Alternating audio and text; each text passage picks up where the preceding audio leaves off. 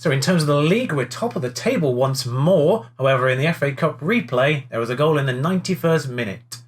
And intro.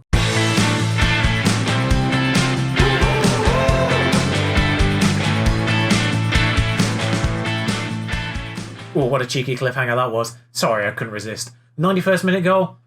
Consolation goal for Salford Moors. 2-1 to us. We're through. Yeah, penalty and Alex Kempster 23 minutes in. It was looking all wonderful, and then basically nothing happened for 70 minutes of the game. In a way, I'm glad it wasn't something you guys saw because it was kind of dull otherwise. What wasn't dull, though, however, were the 3 games afterwards. And I'm kind of sad you didn't get to see one of these. This one, 1-1, 91st minute equaliser. I still thought we were going to slip up here. I really thought we were going to properly slip up. Obviously, 2 points lost still, but 91st minute equaliser. Juanito Lopez opening his books. Is that the phrase? Opening his account. That's the phrase. For us here, getting his first goal for York. Wonderful news there. Getting us a point at the very least, which is sort of necessary. Farsley, 3-2. Yeah, you can see when the goals were scored there on the right-hand side. 88th minute, 95th minute. I don't need your input, Siri. Thank you very much. Not even sure what triggered that. I'm going to show you Romano's goal. Bear in mind he's our central defender that we brought in. Headed out from a corner here. Nacelle with a wonderful back flick. That's not the term. And then Romano just smashes it in. Just a little back heel flick from Nacelle. That, oh, I'd have been proud of that with a Premier League team, if I'm honest. That just a little flick and smash between those two. It's almost like that was practiced. But yeah, Romano. No idea he had that in his locker. And then Geisley, 2-1. Own goal. Carl McFarlane scored. Aaron Martin got one back for them. You're probably thinking 2-1. Reasonably even game. Probably tightly contested. Considering these were sort of evenly contested, we had the better of that game, and we probably deserved the win in that, but I'm going to take a point. Barnsley, as you saw on the match report there, fairly even game. Either team probably could have won that. A draw was actually I probably would have put these two results the other way around in terms of win and draw on paper, but the fact we got 4 points from them anyway is probably fair between them. 2-1, even game, tightly contested. No, only shot on target for them went in, so that nonsense is back again. If you watched my Atletico Madrid save, you probably were expecting that punchline, considering the number of times I did that little nope thing in that beta save. Anyway, FA Cup first round, something to look forward to. It's worth noting, of course, Solihull Moors, in general, a sort of vaguely gradual upward trajectory for them the last few years. Salford, slightly more dramatic upwards trajectory for them the last few years, although they are seeing bottom of League 2 currently in the game. So far in the last 2 rounds of the FA Cup, sort of facing 2 teams that are having similar trajectories to the one that we're attempting to do. Obviously now they've come from Vanarama 6th tier to the Vanarama now for Solihull Moors, and Salford have made the next jump to League 2, which of course is our plan. As you can see, of course, though, Salford are favourites despite the fact we're at home, but their form is absolutely atrocious, apparently. They've picked up 3 draws in the last few games, but despite that, they are regarded as a much better team, unsurprisingly. The gap between Vanarama North and South and League 2, obviously, that little bit more distinctive than Vanarama and Vanarama North. It is worth noting, and I did mention it in the last game, how tightly the betting odds were between us and Solihull, and if it was the other way around, we might have been favourites. That was exactly the case. We were marginal favourites at home against Solihull Moors, which is exactly what I was predicting. What is actually kind of interesting, though, is that our average ratings just across the board have gradually come down a little bit. There's very few people still average ratings in the green, which is kind of worrying. Griffiths is one of those, but he's kind of gone off the ball and is suspended, of course, for this one. He was putting some scintillating form about a month ago. He had one bad game there, and then otherwise he was pretty useful for quite a while here. Kidlington, of course, Boston United, those games. And then the last 6 or 7 games, he's put in fairly average shifts. And in fact, pretty much at halftime in all of these games, he's been rocking 6-point lows in general, and then somehow managed to salvage them in the second half every time. So I'm not entirely certain what's going on. It's certainly not even the fact he's changed his complete wing-back status either. So I'm not entirely certain what's going on here. I tried inverted for a while and I thought, let's stick with complete. They seem to be okay with that a little bit more. So yeah, he is suspended from this one. However, Nathan Dyer, not that much worse, although 2 stars apparently for this. I'm not sure how that works when he's only half a star behind Callum Griffiths in total ratings. Going forward, not amazing. He's probably slightly better fullback, but we are going to try and push it forward a little bit Does have a bit of room to grow, apparently. We'll see how that works for him. I do realise I need to move some of those panels around because my face is in the way of one of them. I think there's a duplicate panel somewhere, so I will sort that out. At some point, probably. Keep reminding me, please. Oh, that reminds me. By the way, just thank you for the support in general on this series. It is muchly appreciated. And thank you to the person who pinged me on Twitter in regards to the stadium update. I did check. Apparently, the stadium situation for York is not coded into the game. At the very least, I can't see where it's coded into the game. I can't see any incoming stadium changes. I think that stuff is usually in... There used to be a page where there's like board interaction, which I think is now the Club Vision page. It's included on here. So the board requests areas where things that are sort of in progress go, I think. Yeah, so I think that's where that would be if there was any sort of changes to stadiums happening. So that's clearly not coded into the game. Obviously, it wouldn't be coded in with the new sponsorship LNER name, but it probably would have been coded in with the York Community Stadium, which is what it's being built as. Basically, first team's on the pitch, except for Griffiths, who has gone off the boil slightly anyway, so I'm not too mad at that one regardless. Ferguson, Romano, Boom, Dyer, right in goal, Kempster, Green, Nacelle, Moke, Juanito Lopez and McFarlane up front. We're not going attacking because Salford are regarded as favourites, so balanced as we kick off here. Submit this team, and away we go.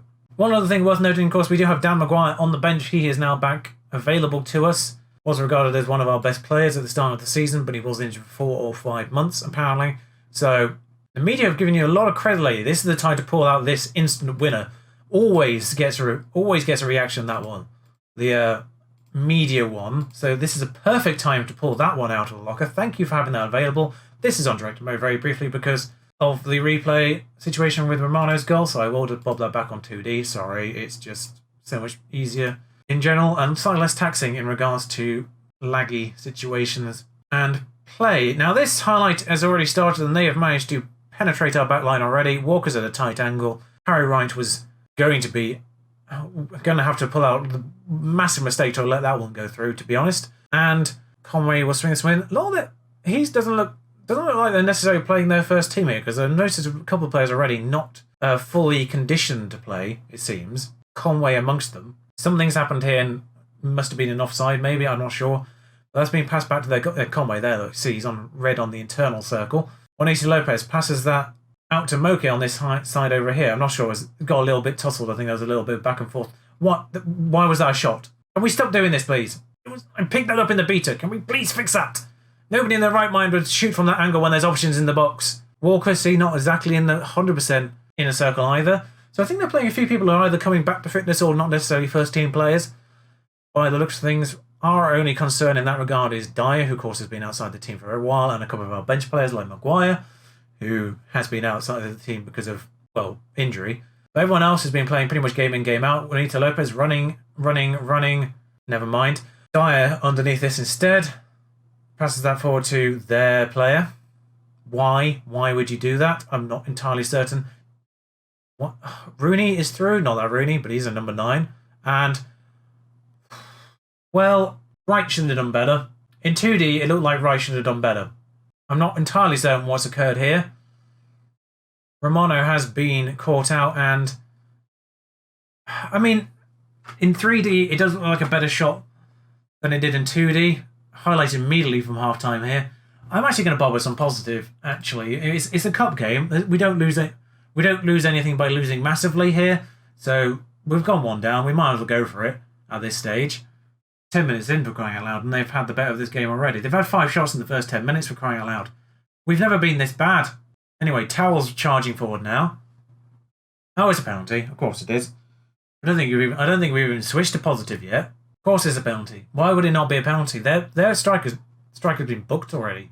Well, minimum requirement met anyway for the board. They wanted first round for some reason, despite being a Vanarama North team. First round was a requirement. I would have thought 4th round qualifying would have been the requirement there. Solid. 2-0 down. Let's go attacking. Let's go at them. But, yeah, instantly, Kidderminster, just because Chelmsford's written here, Kidderminster seems to have started capitulating because they lost to Chelmsford in the 4th round qualifying, Chelmsford are Vanarama South, so same tier as them. And then as soon as they lost to Chelmsford in that FA Cup 4th round qualifier, they seem to have gone off the boil in the league as well, which is interesting. They seem to have lost a little bit of confidence, maybe. I'm not entirely certain. 2 goals, 2 minutes. Absolutely ridiculous. Aggressive. Show me something else. Why is Harry Wright demotivated? You've let in 2 goals.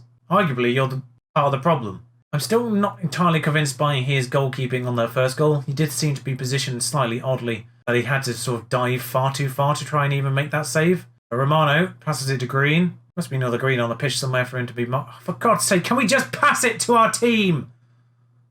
It is not difficult, and he's got a hat-trick. Every goal they've scored has come from a mistake from us. Just by giving them possession or a penalty. It's absolutely ridiculous how we've given the ball away. What even was that from our team? Yes, possibly we're playing a little bit too high a line. But I've just popped it on shorter passing just to make it less abject. Oh my God, it's 4. It's offside, but it's 4 as Tom Walker, otherwise known as Jonathan Pye, has scored. Or the singer. There's too many famous Tom Walkers, to be honest, for me to even make a reference there. This is genuine. I mean, frankly, we've almost had the same number of shots as them. They've just been clinical. As Faustin's now through. Well, I mean, doesn't strike it cleanly is probably the understatement of the century there. That was an appalling goal attempt. Right. Players who haven't turned up today at all include Kieran Green, who I haven't even got Bond on the bench for. Oh, for God's sake. Newton can sort of do that role. That's fine. He's been a bit rubbish as well recently, has Green. But then Bond's no better, which is problematic. Burrow for Lopez. Even Moke's not playing well. I'm just going to make 3 changes. I'm going to make all 3 changes and then shout at them. Because they can't be any worse.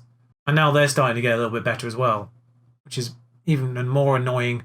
The stats were looking fairly even for a little while there.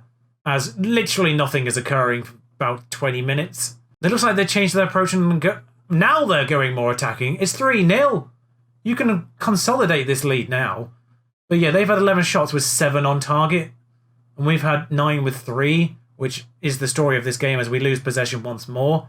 I mean, I'm getting angry at them, but we are 2 tiers below this Salford team. As Rooney nearly makes it 4 goals for himself. I'm getting as angry as Jonathan Pye in this video right now. Someone on my team's just gone onto a red. We've had more shots than them.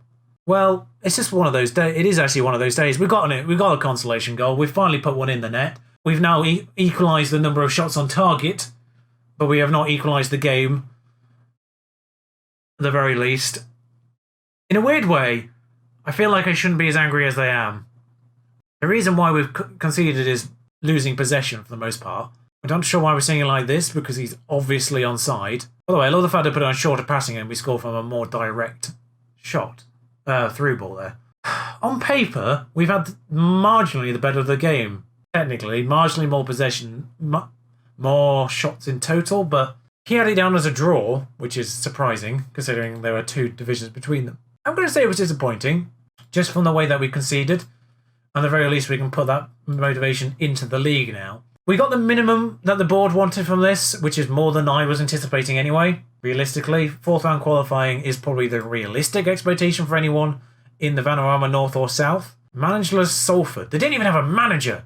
It'll do us. I wonder if we get any money from just reaching that round. He's now banned from the next FA Cup match, which is fine because that'll be next year's 4th round qualifying, I think, won't it? If we get promoted. No, we don't appear to get any money for reaching the 1st round for some reason. Or maybe we don't get it until it's all been played. Anyway, Gloucester next. Sorry, I'm just clicking through this right now, and we've got a report on Loic Boone's progress, which is lovely. A lot of things going upwards here. Concentration going up, most importantly. Possibly. Even his vision has an arrow going upwards, but it's not yet come off 1. But player traits, something I've not noticed before, gets crowd going. I don't think I've ever seen that before. Is this a thing? How does it even affect the game? Gets crowd going. Increases the likelihood of a player seeking positive reaction from the crowd in appropriate moments when the ball is not in play. I'm intrigued to know how this actually works as a in-game thing. Alright, marking's 14 though. Hello again, here's another game. Gloucester now, everyone's fine. I'm still keeping Griffiths out of the side because of his decline in form in recent games. So team is exactly as it was last time around. I've just bobbed Boom on a cover. I don't like this dashed arrow saying they're not a good partnership because let's be real, no 2 defenders have ever played well together in this squad all season. So I'd rather have 2 young defenders who have room to grow than someone who has no ability to get any better. I bobbed him on a cover version just because he's slightly better. more preferred to that, apparently. So I've clicked on something. I think that might benefit slightly. I'm not sure. But we are favourites, so we'll go bob this one back on attacking and play our game the way we like to play it. I'm going to stick Burrow in for McFarlane as well. I feel like I should probably take Lopez out, but oh my lord. That's a lot of upwards arrows. Okay. Was his finishing always 13? Was that 13 when I bought him? Bought him. He was free. I think his strength has actually gone up 1, which is helpful, I guess, but ooh, he's already getting better. Nice. Anyway, submit. They are playing a narrow diamond, which is an interesting option for this division. I say interesting. They're 21st, I think, so it's clearly not working out that well for them. Yeah, keep the run going, because in the league it's several without the loss, I suppose. Technically, I don't think we've lost in the league since actually Kidderminster themselves. So, guessing we're playing this game as catch-up from when we played the FA Cup. No, this was in the roster regardless. So that's not gone through. And Dyer will collect this. There are other games happening. They just didn't appear on the recent scores or whatever it was paid for some reason. Sometimes that doesn't necessarily work straight away. Not sure why that is. It will pick up the games at some point here as Moke runs down the right-hand side, finds Kempster on the other, and well, it's happened again. 10 goals for Kempster now. We're not even in December, I don't think. If they're going to keep doing that, that's fantastic. Winger to winger. Lovely combination play from them. And yeah, the header this time. Not a smash, but header this time. Nice to see the officials sitting in their chairs around the outside. Not. First shot of the game, that was apparently. As Burrow, glad I put him back on the pitch. 9 goals for him now. I'm not entirely certain why. I think he got injured at one point, and I just kind of kept forgetting to put him in the starting lineup. Part of me was kind of hoping McFarlane would develop that last little bit as well, maybe, and become more consistent. But no, Burrow remains the most consistent as we've scored 2 goals from 2 shots. Full stop. There's yet to, although now there is, as we say, there's yet to be a shot that hasn't gone in yet in this entire game. Kempster now. Well, I was supposed to say he swings it in, but it went straight to the goalie, so pointless. As Ferguson is under this, doesn't attempt to head it forwards. Thank you. How come you have better defensive instincts than some Premier League defenders I've used? Hit the bar. Just went over, not sure. 9 times out of 10, you see the fullback just head that one forward aimlessly.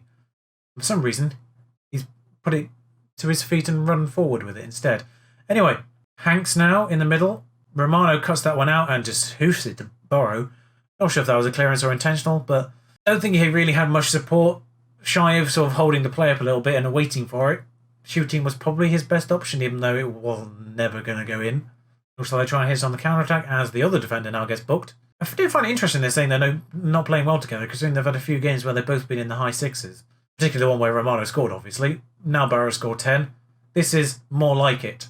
I do like the sort of dichotomy between the 2 games we're having today. Obviously, one game against a team that are 2 divisions higher, despite still not playing amazingly in that particular division, versus a team that's the bottom of our own. So, and this is the difference in the quality, apparently. This is how we play when we've got a team. Well, this is how good we can play. So as we say, keep it going. I think it's probably the sensible thing to do. They've got a player on 6.0. Wonderful news. Romano's on a 7.1 here.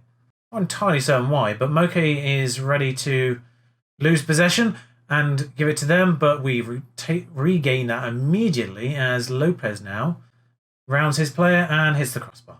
Hang on, how did that ricochet off the crossbar like that? That did not ricochet off the crossbar at the angle it hit it at. Lopez is getting that much better as a striker. He is now defying physics. As I've noticed, Kidderminster have dropped 2 points from the last time I looked at that table. So it looks like whoever they're playing has equalised. As they're finally going to have a shot on target, and Robert doesn't get to the ball in time to gather the rebound, technically, I suppose that would have been. As things stand, our opponents are actually being dumped to the very, very bottom of the table with this loss for them. I'm just going to say, just get creative. Why not? Pressured now. They feel pressured by that.